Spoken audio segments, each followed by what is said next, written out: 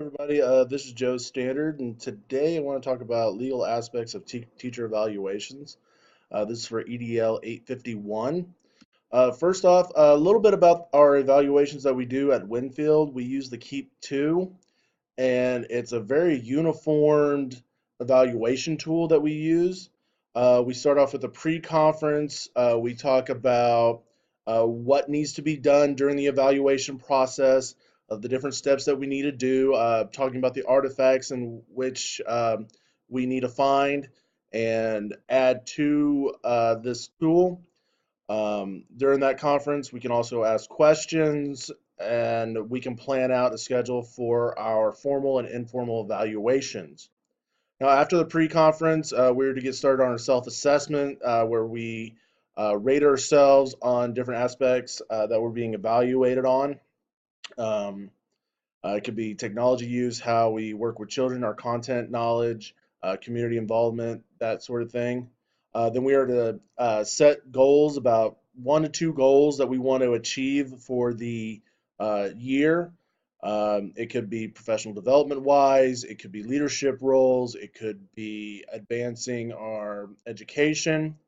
Then we move on to collecting artifacts about student learning, uh, assessments, rubrics that we use in the classroom, just things to show that um, what we are doing in the classroom and what we're doing for the district as well. Uh, then we also have our formal and informal evaluation walkthroughs. Like I said, those are usually planned out in advance, so we do know when they're coming in. Um, we also goals progress, checking in to make sure we are hitting our goals for the year when we're being evaluated. We also have discussions with our administrator that is performing the evaluation. We also go over the instructional practice rubric, where we kind of compare what they noted and what we noted in our self assessment. We also have this little checkbox where we, check student performance. We say, how we measured certain growths for the students. Really, it's just a checkbox. There's no place to put any of the information in at, like to put any samples or anything. It's just a checkbox. We type in what we did, what our goals were, did we meet them or not. Then we have our final summative rating. Were we effective, ineffective, highly effective? And we do this usually during our post conference as well.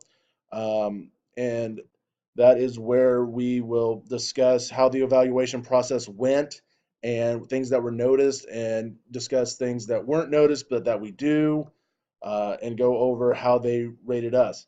The Keep 2, I'm not a big fan of because it's just check boxes.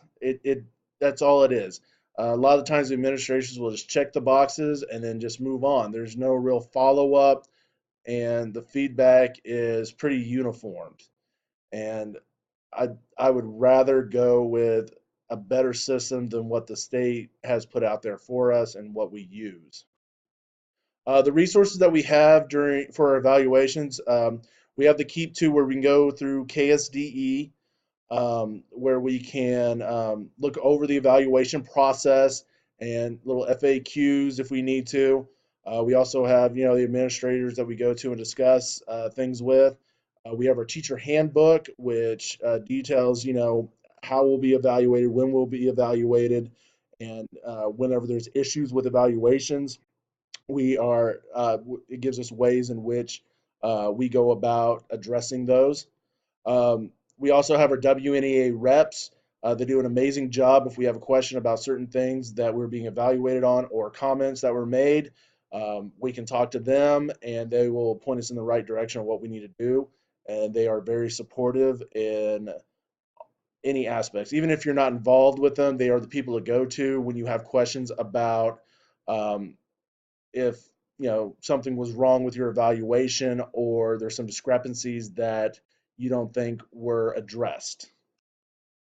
If there's an inaccurate evaluation within our district, any discrepancies during the evaluation needs to be discussed during the post evaluation. That's always a thing that they ask, like, do you have anything to say about your evaluation, how it went, things that were said during it, or for the feedback or what you were rated. It's pretty open, and a lot of times, especially me, I don't really argue with what they put on there because I feel that was their best judgment for that time. Um, but if that's not the case, though, either, we can in writing, um, you know, we can address any discrepancies that were there in writing, and we have 14 days, after the post conference to get that into the district office, and that will be attached to our file. From there, really, the handbook didn't say much on what happens after that. Maybe it goes in for review, I'm assuming. Um, Now, in cases where a teacher feels like they're going to be wrongly terminated, we do still have due process at Winfield. It's usually for teachers that have taught 6 consecutive years within the district, or if they have taught 3 years continuously in another district or serve in the military as well. Um, all administrative recommendations for dismissal must be given to the board, accompanied by detailed documentation justifying any such recommendations. So, administration has to document, and that is important. Document, document, document everything.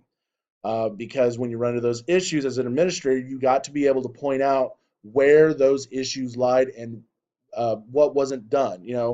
Was the improvement plan followed? Was it a success? Was it not?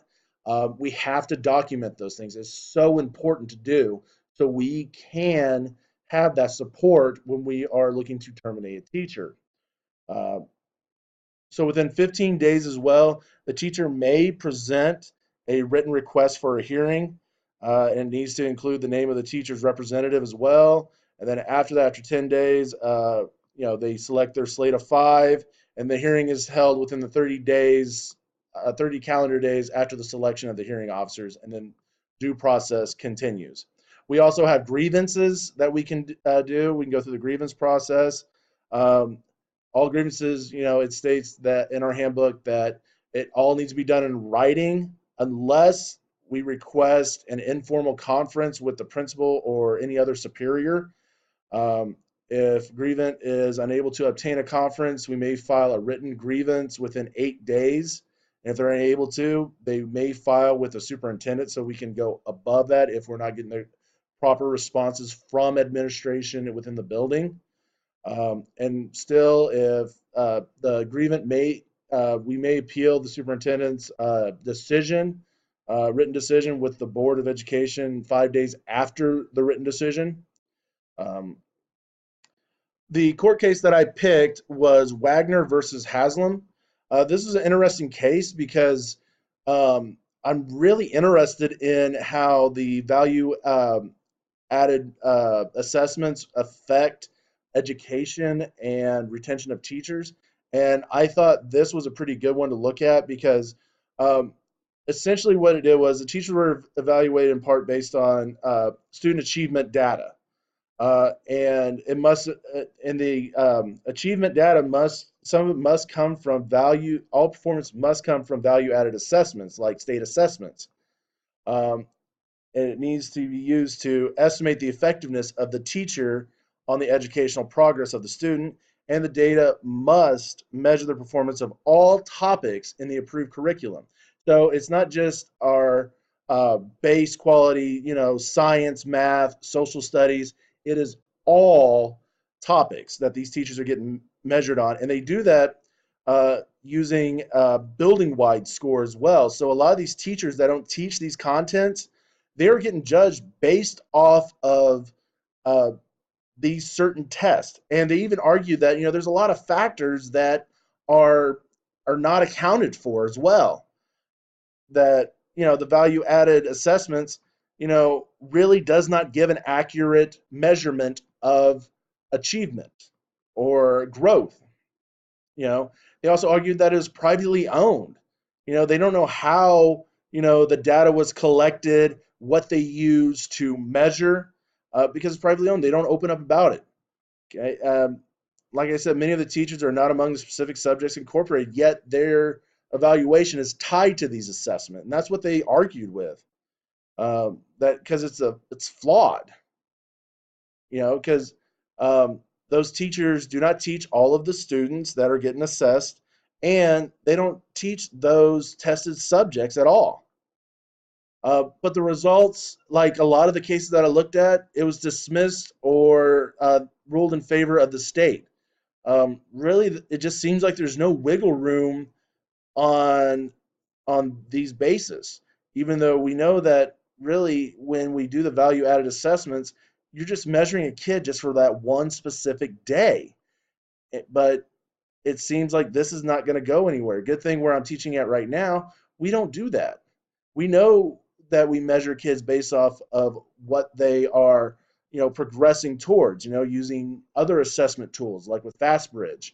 But even that can be flawed as well. It's what we do in the classroom and what we can measure through our own personal classroom assessments that are going to be the best measurement tool for a student's progressive learning.